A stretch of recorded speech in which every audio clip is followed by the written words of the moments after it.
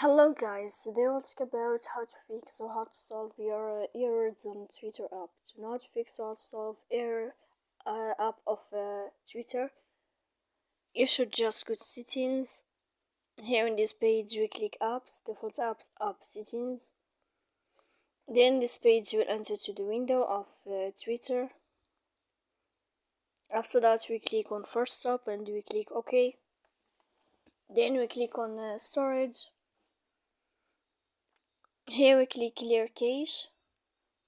Don't click clear data because that can make errors on your app.